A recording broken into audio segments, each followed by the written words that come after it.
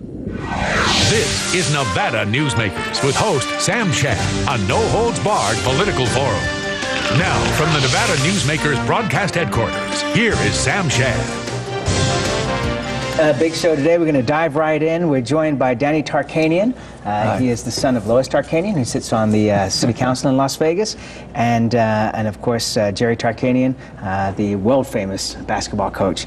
And the reason that you're here is that you are announcing today that you are running for Secretary of State, correct? Yes, I've been out traveling the rural parts of Nevada for the past 3 or 4 months, but today is our official, I guess, announcement or kickoff, and I'm going to run for the Secretary of State position in the election for next year. Okay, so where did you get the passionate desire where you woke up one morning and said, this is the office I got to run for? Well, I ran for the state Senate position last election, and I wasn't successful there, but I want to get into politics. I think politics is the greatest opportunity to do the most good for your community and create a positive aspect in your life. And I think Secretary of State position is a really unique position here in Nevada. Nevada is going to be another battleground state in 2008. It's going to be a very contentious election. The person who oversees the election process and assures the fairness of it is a Secretary of State. I think it's going to be exciting. It'll be a position that someone can really do a good job in. Danny, I first interviewed you when you were about 16 years old, when you were an athlete at Bishop Gorman High School in Las Vegas. To me, you were the best high school quarterback I ever saw, next to Glenn Carano of Wooster High. You also played basketball. Now, I'm wondering, you know, you're a competitor at heart, and I'm wondering if this delving into politics, is it about a competitive nature that you can't play ball anymore, so you got to compete, you got to win something, or do you really want to be the Secretary of State? Oh yeah, well, you know, I was a lawyer before this for 8 years, and there's nothing more competitive than being in a courtroom and arguing a case, and you win or lose, and you have the highs and lows for that. I do believe I'd like to be in a profession that has those competitive aspects where you live through the highs and the lows, but I could have done that as a lawyer. Politics, like I said before, is a way that you can accomplish the most good in your life. My mother is doing that now, and I see all the benefits that she's creating. I'm so proud of what she's accomplished, and I hope my kids can feel the same way about me when I get older. She's a very independent voice on the Las Vegas City Council. Oh yes, she has turned down applications for families that were the best friends of myself, my brother, my dad. She's going to vote her conscience, and I really admire her for that. And again, like I said, I think that's what public service is all about, and that's where I get my interest from. You know, George Harris was on the program recently, and he was complaining about the level of service to the public, the general public, from the Secretary of State's office. Do you look at that office and see problems? Do you want to continue the policies of Dean Heller? I mean, how do you look at this? The job? I think there's a lot of positive things Dean did, and there's some things that I would like to improve upon. For example? Well, for example, I think Dean was trying to push the same-day voter registration, and I talked with Dean about that, and I would be for that. I think that we've gone the other far angle. We want to create an opportunity for people to vote, and anybody who wants to vote should have that opportunity. But we have gone so far over to allow that we're creating avenues for voter fraud, and I would like to take the initiative of trying to clamp down on some of the voter frauds. One of my biggest issues that I'm going to run on is I think that we should have a voter ID requirement for everybody who votes. It's something that was first proposed by the Howard Baker, Jimmy Carter Commission that President Bush appointed after the Florida elections, and basically it would require someone to show proof of citizenship when they get the driver's license, either with a passport, a birth certificate, or your naturalization papers. And then you would get a voter ID card and have a C on it. And if you didn't have one of those, C for citizenship. And if you didn't have one, you'd have an L on it, meaning you're a legal resident. And then when you go to the polls, you'd have to show this card. I think that will clamp down a lot of the voter fraud that's going on now. Do you think that will clamp down on the voter fraud to such an extent that it would be more so than the number of citizens that would not be able to go through that process, have the time to go through? I mean, we have a hard enough time getting people to go to the polls. But I understand that there's a concern about voter fraud, but don't we want to try to get as many people to the polls as possible? You know, first of all, yes, two questions. One, would it be more than the people who was too hard to get that. There's very few people, if any, that it's too hard to get that for. I don't believe that. It's a little effort that it takes to go get that. But we have an effort right now that President Bush passed in a law this past year. It's a real ID card, which is requiring people to show proof of citizenship here and have an ID card. It's the law right now. This is just an extra step in it. But again, I don't think it isn't our responsibility to push people to the polls, pick them up, drag them out against their will, coerce or pressure them. We should provide the opportunity for everybody who wants to vote to come and vote, not to pressure and make it. Just getting more numbers doesn't mean we've done a better job. It's creating interest in the political process. Training or providing education to the people in the political process, and anybody who wants to vote having the opportunity to come and vote. So you won't allow dead people, I guess, to vote. Yeah. That's a great point. Nevada tradition. That's a great point because there was a USA Today article less than 10 days ago that talked about there were 35,000 people still registered to vote in New Jersey that had passed away, and of that, 3,750 of them voted in the last election. So to me, there's a tremendous amount of voter fraud out there. But what amount of voter fraud do we see in the Silver State? Well, my wife and I walked door to door last year in our campaign, and we went to at least a half dozen people, and I'm in a small Senate district, and we're just walking 2 people, so there's a limited number of people we're going to meet. When we went, we met at least a half a dozen people whose names were registered to vote and who, in fact, according to the records, had voted in the last couple elections.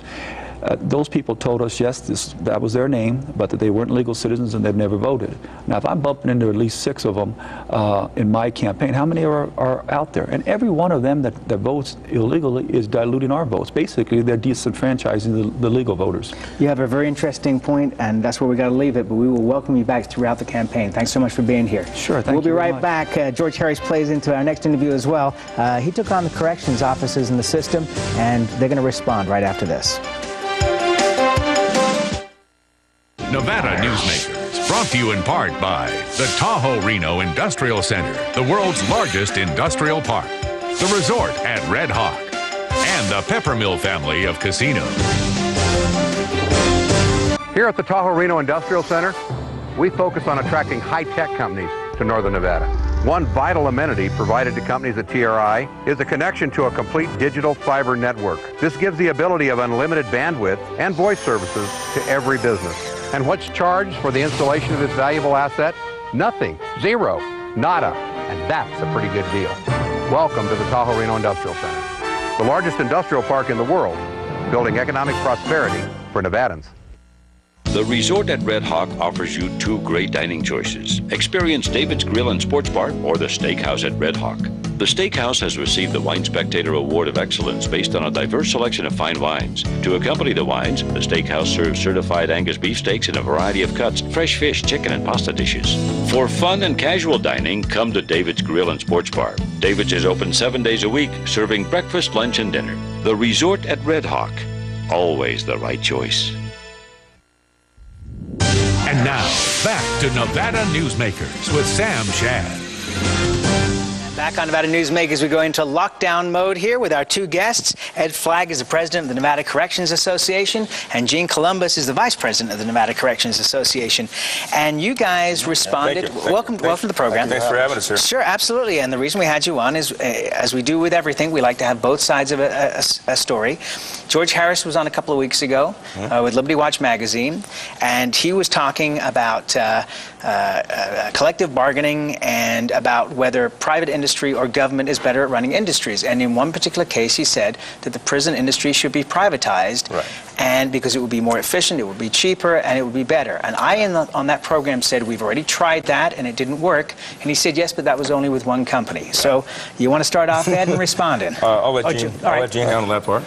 Basically what happens, Sam, when an agency decides to privatize, they put public safety out for bid.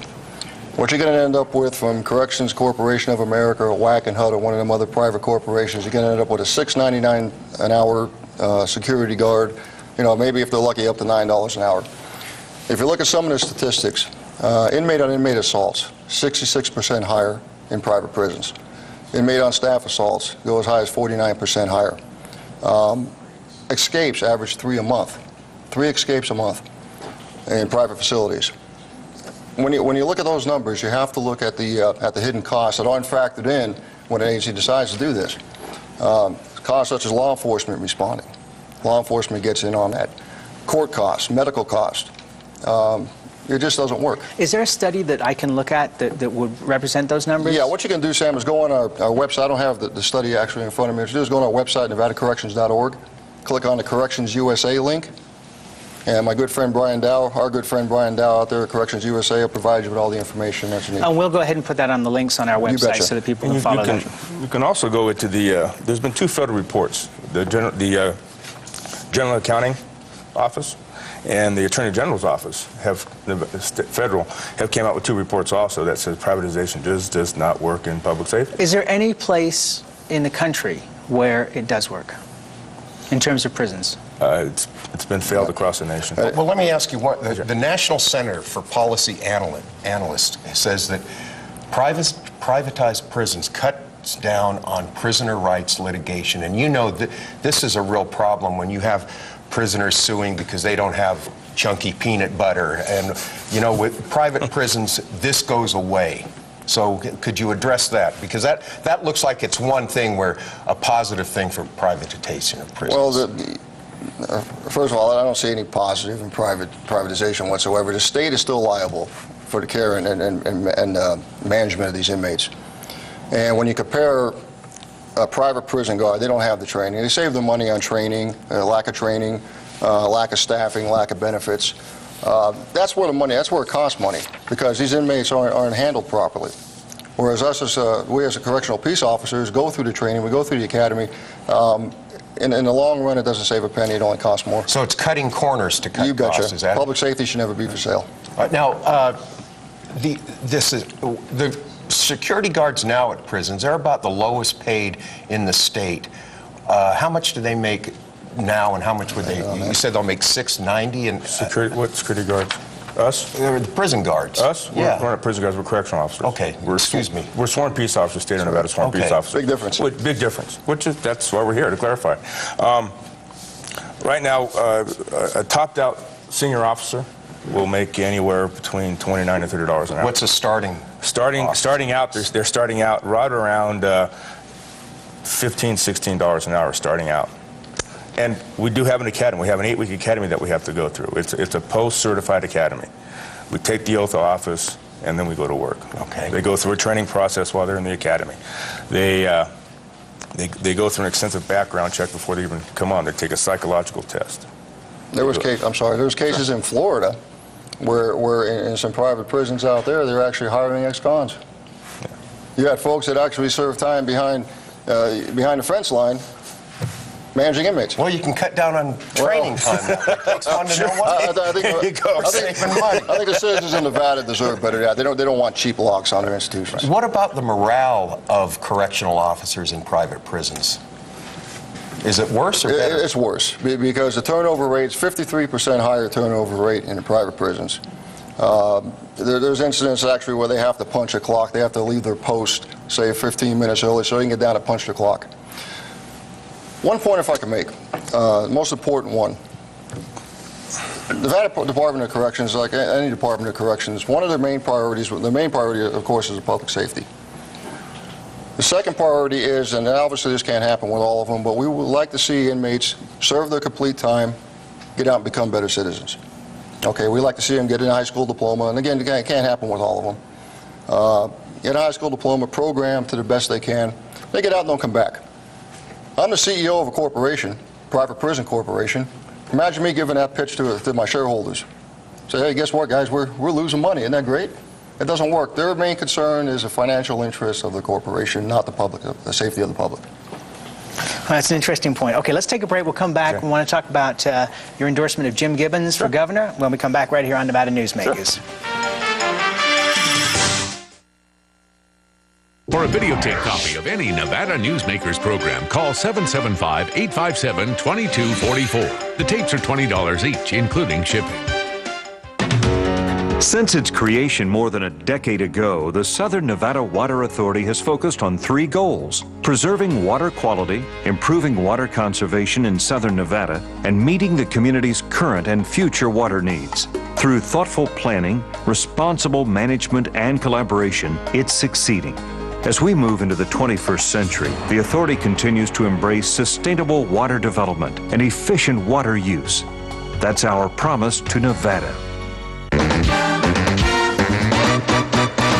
The soul of Vegas was conceived on Fremont Street, and we've stayed true to our roots. Fabulous dining and free entertainment. Topped off by Viva Vision, the biggest big screen on the planet. With free, spectacular animated light and sound shows every night of the year. Party downtown on the street that started it all. The Fremont Street Experience. It's over-the-top vintage Vegas, baby. And now, back to Nevada Newsmakers with Sam Shad. And we're back talking to Ed Flagg and Gene Columbus, respectively President and Vice President of the Nevada Corrections Association. Okay, so you guys certainly surprised a few people by coming out and endorsing Jim Gibbons. Why'd you endorse him? Loyalties. We met with Congressman Gibbons extensively, had a 3-hour meeting with him, and he came up with the right answers. Which would have been? Which would have been, he doesn't want to privatize corrections. He's willing to work with us. In what way? He supports collective bargaining for public safety. We have no right to strike. Law enforcement does not have a right to strike. So we have to go in and we have to talk, we have to negotiate, we have to get what we want done. And if they say no, we can't strike, we have no recourse. And the thing that really got to us was the privatization. That's always been a big issue for us, is the privatization. He's been a staunch reporter of law enforcement, whether overseas, in military, or even when he was in the U.S. in the Assembly. He was always stood up for employee rights. What more do you need with the government than you need with employee rights? He does not want privatization. He wants the best paid personnel that he can get. And he does not want to, he wants to keep those criminals, baby rapers, the murderers out there robbing grandma and grandpa, he wants to keep them behind the bars. And that's why we went with them. You know, there was a criticism under the Jackie Crawford reign of the Department of Corrections that Nevada coddles their criminals. Mm-hmm. Do you think we do? You know, with education programs, with perhaps early releases, with the smoking rules, things like that. The early releases, let's go to the early releases. Nobody's saying that they should not get good time. What we are saying is they should complete their sentence first. When you give out 30 to 60 days of good time credits, that means the criminal element is out on the streets 30 days before the judge said they could get out. And I think that's what the problem was. Are we against education? And no, we're not against education. If they're keeping busy, it keeps us not busy. We don't like to have to do our jobs, because when we have to do our jobs, somebody's hurt or somebody's dead. Okay, that's our job. Gene, you know, a lot of legislators watch this program. What would you say to them are your greatest needs for the prison system to look at in the coming session? Staffing is a concern. This is one of the things that the congressman was behind, to eliminate the salary positions. The problem we have right now is, you know, we have folks that take their sick time, folks that take annual leave, things of that nature, and we're not plugging in the voids. You know, what we do in some cases is we'll shut down a position for a day, or pull a position, make, you know, rob Peter to pay Paul type thing, and you have to fund those relief factors. And a big problem with that is the salary savings positions. So I would ask the legislature to eliminate the salary savings positions, staff our prisons, come out with mandatory staffing levels. At this point, do you feel that you are safe, that you are within the maximum security prisons, that everything is in place that should be? We like to think we are, but we like to go forward. We could always be safer. You can never be too safe behind the fence lines. Gentlemen, it's been a pleasure having you here. We appreciate you coming in. Thanks for having us. And anytime that you object to something that's on the show, give us a holler and we'll have you back on. We'll be right back on Nevada Newsmakers with the Pundits after this. Crooks. This is Nevada Newsmakers. How long does it take to get to the Tahoe Reno Industrial Center, the world's largest industrial park? Well, it's just 10 minutes east of Reno Sparks on Highway 80, just minutes from the airport. And under construction is an interchange linking I-80 to TRI's 4-lane USA Parkway. And soon, this parkway will connect Interstate 80 to Highway 50. How far is the world's largest industrial center from your home? It's a lot closer than you think. Welcome to the Tahoe Reno Industrial Center, building economic prosperity for Nevadans. The Nevada Beer Wholesalers encourages the responsible consumption of beer. The Nevada Beer Wholesalers Association are sponsors and participants in many community-based efforts such as school education programs, safe ride home, recycling programs, alcohol-free after-prom and graduation parties, safe boating campaigns, and designated driver programs. They are family-owned businesses employing 2,000 Nevadans. They also collect and pay the state excise tax. The Nevada Beer Wholesalers Association, delivering more than just beer. And now, back to Nevada Newsmakers with Sam Shad. So who cares? I'm back on Nevada Newsmakers. Oh man, you're just lucky you're not here during the commercial break. We're joined on our panel today by Elisa Major, who's a management consultant, Scott Craigie with Alrus Consulting, and Marlene Lockard with Capital Strategies. Elisa, what did you think of Danny Tarkanian's idea of forcing voters to go one extra step before being able to vote? I just don't think that is a really practical idea. It's tough enough getting registered, keeping current with your address, and then getting to vote, especially with the lines and the new machines. So one more step would be an awful lot to ask, especially people who've been voting for decades and decades and no fraud. Yeah, no Scott, problems. don't seniors have enough problems with this new Medicaid plan? You know, interesting connection, you're right. You know, one of the things that's interesting about what's going on in Nevada is that there's a changing dynamic in the electorate. And while I didn't like it either, and frankly I would be very opposed to it personally, I think it's a bad policy. But I think that there will be an appeal there for a certain part of the population that is growing in numbers and growing in influence, and for a conservative candidate to take a position like that, probably from the political advisors, looks like a pretty good move. In terms of how the person administers the office, I was pretty disappointed in that offer. You know, Marlene, I have to admit that it was nice to see a candidate come on and actually have answers to questions right out of the gate. But what did you think about his point? Well, absolutely. I am vice chair of the state commission on participatory democracy, and the whole point of this commission is trying to encourage more voter participation. You've got to change the name of that. I know. Wow. Only a government could come up with a name like that. You need an acronym badly. It's the APCD. Okay. It's the acronym. But, and I think that would just totally make our job all that much harder in trying to raise the voter participation numbers here in the state of Nevada. You know, we've already moved the darn primary into August in Vegas.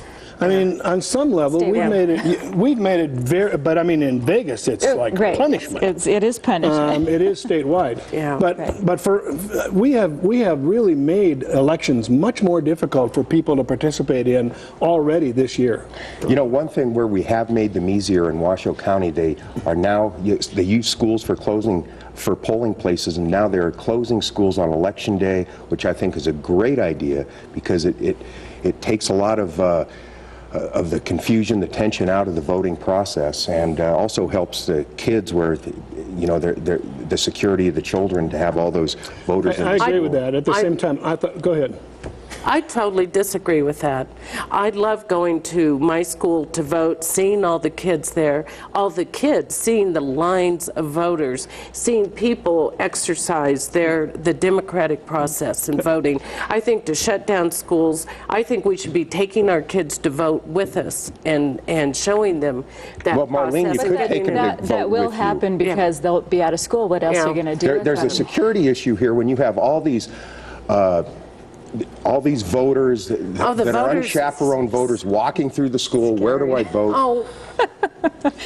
As a parent, I liked it because it consolidated 2 half days, and you always had to deal with your children after school on those half days off. So now that's consolidated. It's a 1 day off, and so it actually solves some problems for parents who are trying to deal with their kids after school and daycare programs. Let me change topics here to a national one we haven't really dealt with in the past few weeks on this show, which is that the president is making speeches over the last few days about the war in Iraq and staying the course.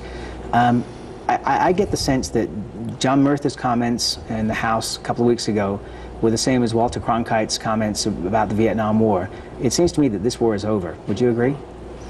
I don't remember Walter Cronkite's comments. Basically what happened was, the term was that when they lost Walter Cronkite supporting the Vietnam War, the war was over. Yes, I think in a lot of folks' minds, it is over. You know, if we are going to be there, we have to have a plan to win and get out. Or if we don't have a plan to win, then get out. It's starting to be like Vietnam in people's minds. You know, in many ways, this reflects on the president's own performance and his own stature in the country. He really is losing face and losing stature on many levels. And the war probably draws more people's attention to the frustrations that they have with him than the lack of support for the war itself. The combination is devastating. We need to be out of that war.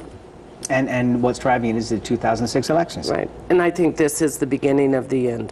I think John Murtha standing up and making his speech was the tipping point that changed the entire dynamics in Washington. No matter when we leave Iraq, I would predict from listening to the generals that in 5 years, we're going to have a strongman government in there that will be as brutal or more brutal than Saddam Hussein. You know, let me just say one thing. I mentioned this before here, I was in Vietnam in 1969, 1970.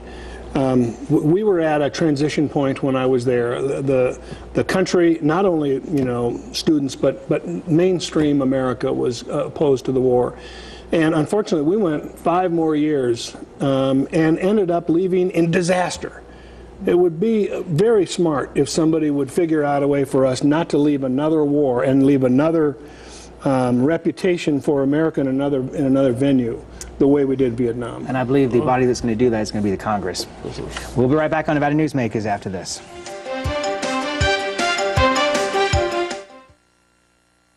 Nevada Newsmakers, brought to you in part by the Tahoe Reno Industrial Center, the world's largest industrial park, the resort at Red Hawk, and the Peppermill family of casinos.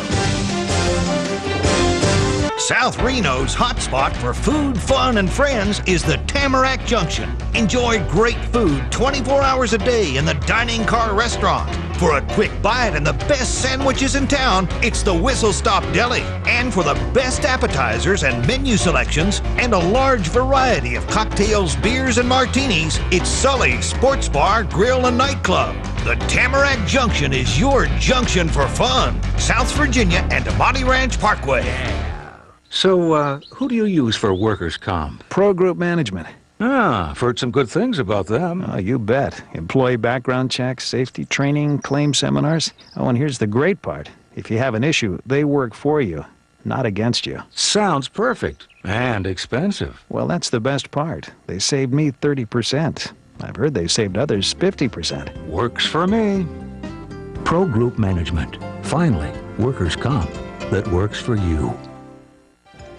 And you can catch all 4 episodes of Nevada Newsmakers on Sunday mornings on KOH 780 up in northern Nevada from 9 a.m. until 11 a.m. Sam, next week we have Carson Senator Mark Amadei, Maribel Batcher, the former Chief of Staff for Governor Gwynn, and Stephanie Miller, Air America radio host. We'll see you then.